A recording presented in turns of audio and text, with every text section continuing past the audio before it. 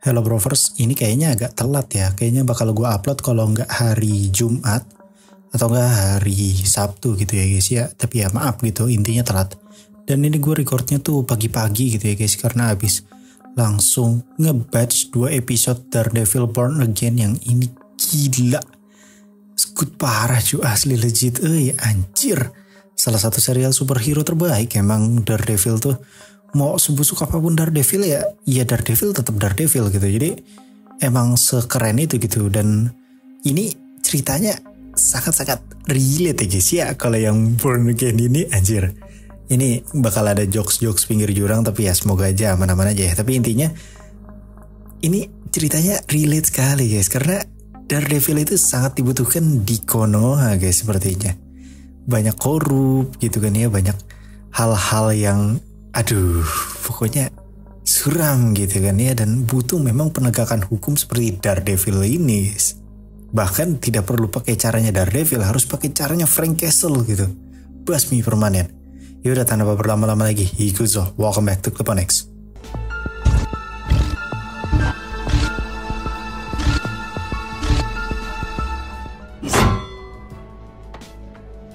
Oke, kita masuk di episode pertama dulu ya, karena episode 2-nya nanti akan gue bahas di video terpisah. Di episode pertama ini kita bakal diperlihatkan Karen Page, Foggy, dan juga Matty yang baru saja selesai kerja di firma hukum mereka, yaitu ya Nelson, Murdoch, and Page. Itu sesuai dengan nama yang sudah disusun oleh mereka gitu ya di ending season 3. Nah mereka ini mendirikan firma hukum lagi atas nama mereka bertiga ini, gitulah intinya. Nah di sini mereka itu kayak habiskan malam gitu dengan dengan minum-minum gitulah ya, minum alkohol dan segala macamnya, pokoknya pesta supaya nggak stres-stres banget gitu, karena mungkin ruang lingkup kerja di New York tuh agak stres gitu ya. Nah si Matty ini minum bareng sama Karen, sedangkan Foggy minum bareng sama kenalannya Matt sama Karen. Jadi Matt sama Karen punya teman. Nah teman mereka ini namanya Kirsten, dan Kirsten ini ternyata lagi deket sama Foggy, gitulah kurang lebih. Jadi kayak dimakcomblangin gitu si bro ini. Nah tiba-tiba Matt ini ya berusaha untuk menguping pembicaraannya si Foggy ini, karena dari ekspresinya Foggy ini tuh kayak khawatir banget gitu. Nah di sini Matty akhirnya menguping pembicaraannya si Foggy ya dengan kemampuan telinganya itu ya, dan mendapati bahwa ternyata saudaranya Foggy baru aja mendapat ancaman dan saat ini baru diteror oleh orang gak dikenal di rumahnya Foggy. Dan yap, saudaranya Foggy itu ya si Benny itu ya. Jadi buat kalian yang nonton season-season sebelumnya pasti tahu Benny ini siapa. Dan sebenarnya dia udah berada di apartemen Foggy itu udah lama dengan sistem keamanan yang lengkap. Karena seperti yang kita tahu, keamanannya Foggy ini di apartemennya itu sangat bagus sekali ya, karena dia apartemen kelas mahal gitulah. Tapi ternyata bisa dibobol sama pria misterius ini. Dan di sini Matty yang menguping langsung berangkat sebagai Daredevil ke apartemen Foggy.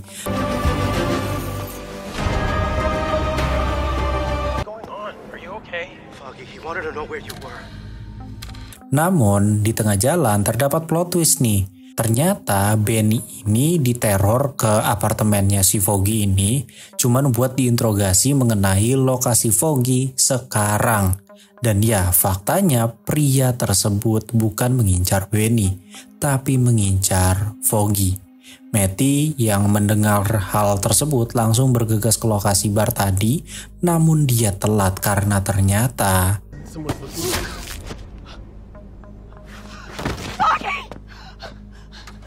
ternyata Foggy itu memang diincar banget dan langsung ditembak pakai sniper tepat di dadanya dan langsung sakaratul maut. Matt yang melihat pelaku hendak membunuh Karen juga langsung bertarung one by one dengan orang tersebut.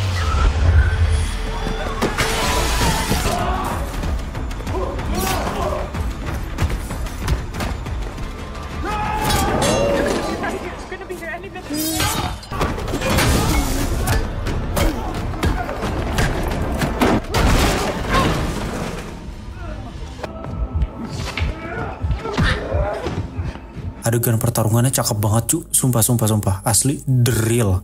bagus banget adegan pertarungannya. Emang apa ya, scene pertarungannya Daredevil tuh mantep banget gitu, keren gitu. Dan yang gue bingung tuh, ini Marvel bisa bikin yang kayak begini gitu ya guys ya. Pertarungannya kenapa yang kemarin yang budgetnya di atas 200 juta dolar itu kayak goreng gitu ya guys ya berantemnya.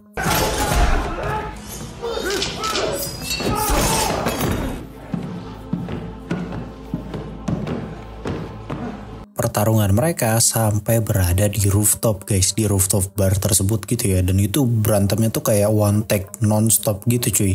Dan di sini terungkap kalau ternyata pria tersebut adalah Benjamin Poindexter, sosok pria yang dulu sempat dimanfaatin Kingpin atau Wilson Fisk buat jadi Daredevil palsu, sekaligus mempunyai gangguan mental yang sangat akut gitulah pokoknya. Jadi dia emang senyebelin itu gitu si Benjamin Poindexter ini. Nah di sini Foggy, sahabat dekatnya Matty dari zaman kuliah dulu itu, dinyatakan tewas di tempat. Matty yang marah total langsung melempar si Dexter ke bawah dengan harapan nih orang modar gitu ya. Gak taunya si Dude hirup keneh jancu.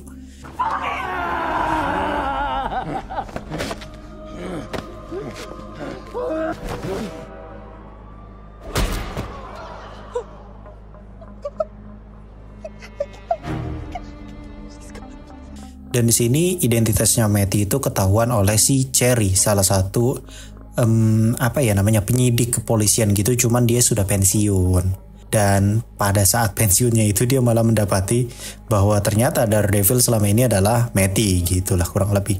Nah di sini Matty yang frustasi langsung membuang helmnya dan menandakan bahwa dia menyudahi aksi vigilante sebagai Daredevil.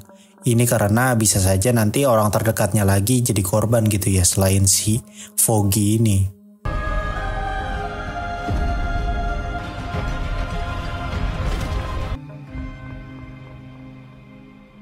Nah setelah kejadian tersebut terjadi time jump 1 tahun kemudian setelah meninggalnya Foggy. Di sini Matty sudah berusaha sebisa mungkin untuk ikhlas menerima kepergian Foggy karena ya mau gak mau dia harus move on dan jalanin hidup dan melanjutkan hidup seperti layaknya Matt Murdock, bukan sebagai Daredevil. Di sisi lain kita diperlihatkan biang dari segala biang, inilah villain yang paling mendekati Dajaluddin. Siapa lagi kalau bukan Wilson Fisk. Ia pun datang menemui Vanessa setelah banyak problem sana sini dari penjara gitu kan ya. Terus keluar kena konflik sama si Hawkeye. Terus kena konflik lagi sama Kate Bishop, kena konflik lagi sama Echo, dan berbagai macam konflik-konflik lainnya yang pokoknya ruwet lah hidupnya si mas-mas botak yang satu ini. Kita diperlihatkan sebuah siaran interview dari salah satu interviewer gitu yang bernama Bibi Yurik, yang dimana Bibi Yurik ini nge-interview beberapa citizen dari daerah-daerah di New York, terutama Hell's Kitchen yang dipublish ke media sosial gitu ya, yang dimana tanggapan-tanggapan mereka rata-rata para citizen New York tuh merasa kecewa bahwa aksi vigilante sudah mulai berkurang gara-gara ya mungkin banyak yang merasa bahwa lama-lama ya banyak korban di lingkungan mereka juga, ujung-ujungnya ya kasusnya mirip-mirip kayak si Daredevil gini ya guys ya. Jadi ada satu atau beberapa kerabat yang akhirnya malah jadi korban karena orang tersebut sudah ketahuan gitu ya identitasnya tuh siapa, dan ya itu akan membahayakan dan akhirnya mereka menyudahi masa-masa vigilante mereka. Seperti itulah kurang lebih. Nah singkat cerita kita diperlihatkan juga kantor baru dari Matty yang ternyata membangun firma hukum bareng Kirsten.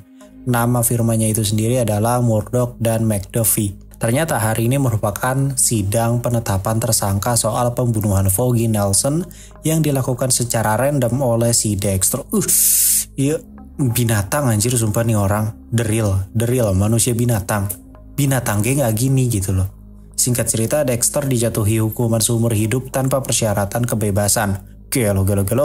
Emang binatang nih orang, wajib gitu ya cuy ya. Sehabis sidang, Karen dan Matty kembali ngobrol, namun di sini Karen kayak berharap kalau Matty kembali lagi sebagai Daredevil karena sudah 1 tahun Hell's Kitchen kehujanan kasus kriminal karena ya vigilante udah mulai hilang gitu.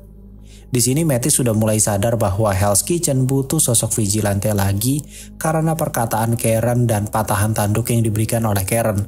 Dan pas banget si bos Dajjal memang sedang kembali. Dan lebih ironisnya lagi, dia mencalonkan diri sebagai wali kota New York. Waduh, emang kalau ada catatan kriminal masih bisa nyalon ya? Nah itu, deja vu saya. Tak lama dari itu, Kirsten ngasih tahu ke Matt buat datang ke meeting klien di sebuah cafe gitu. Kliennya bernama Heather Glenn atau Dr. Glenn atau psikolog Glenn. Gue gak tahu dia psikiater atau psikolog, tapi intinya Heather Glenn ini merupakan sosok yang cukup pintar dalam menangani emosional seseorang lah. Nah, pas di perjalanan, Matt kembali mendengar celotehan orang di sekitar yang pro dan kontra terhadap Wilson Fisk yang bakal nyalonin jadi wali kota. Tentu ini sangat bahaya banget ya, dengan segala manipulasinya dia bisa bikin orang ngefans gitu kan ya cu. Asli kayak dulu di season 3 gitu kan juga sama ya, kalau gak salah season 3 juga kayak begitu kan. Waktu Wilson Fisk ini balik lagi, orang-orang malah jadi pada suka gitu sama Wilson Fisk. Sesampainya di cafe, ternyata Matt itu dijebak oleh Kirsten, dimana ternyata orang tersebut bukan klien, tapi orang tersebut sebagai kayak psikolog atau psikiater gitu yang mau nemuin Matt sebagai klien. Jadi dia tuh kayak sengaja dimakcomblangin gitu biar hidupnya tuh nggak murung aja gitu, karena setelah Foggy ini meninggal gitu ya, Matt ini memang sering menyendiri, sering murung dan segala macamnya karena ya teman ngobrolnya Matt itu kan cuman Foggy gitu. Kalau Karen kan kayaknya agak kurang ya guys ya. Sesampainya di kantor, Matt kedatangan penyelidiknya itu. Dan ya, karena Matt ini udah nggak jadi Daredevil lagi, jadi dia tuh mengutus orang lain sebagai penyelidik sindikat kriminal. Dan kali ini penyelidik tersebut melaporkan perihal Wilson Fisk yang akan menjadi wali kota jika terpilih. Namun Matt tidak mau ikut campur urusan dunia seperti itu lagi dan ingin lebih fokus ke hal lain yang bisa ia lakukan sebagai Matt Murdock, bukan sebagai Daredevil. Anyway, penyelidik yang diutus Matt itu adalah bapak-bapak yang sebelumnya pensiun, yang gue bilang tadi tuh kan, pensiun penyidik kepolisian tuh. Yang di awal tadi tuh, yang di atas bar, yang akhirnya tahu identitas Daredevil adalah Matt. Nah, pria tersebut adalah Cherry, namanya Cherry. Kembali lagi kita diperlihatkan aksi Bebe Yurik yang interview citizen New York gitu terkait Wilson Fisk yang mau jadi wali kota, dan mostly mereka pada gak setuju sebenarnya dan gak mau ngevote Wilson Fisk. Namun karena kemampuannya dalam bersilat lidah, pinter ngomong deh guys. Wah ini paket lengkap banget ya guys ya. Udah mah mantan kriminal, pinter bersilat lidah gitu kan ya. Gila, ngeri parah ini cuy.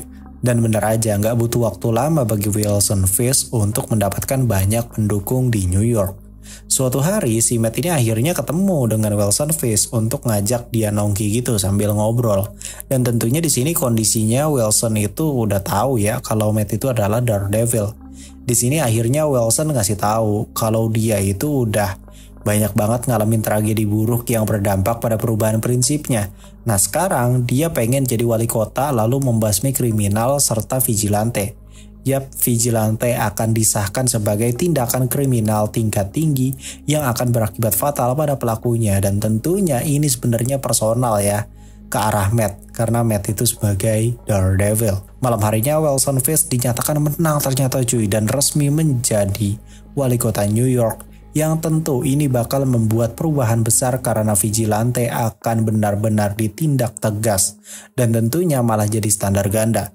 Vigilante diburu habis-habisan, sedangkan kriminal bisa saja dibiarkan karena seperti yang kita tahu sebenarnya Wilson Fisk gak sepenuhnya tobat karena dia masih terlibat banyak sindikat kriminal cuy. Jadi kurang lebih kira-kira seperti itu gambaran di episode 1 yang nanti akan langsung bersambung ke episode 2 yang gua rilis besokannya.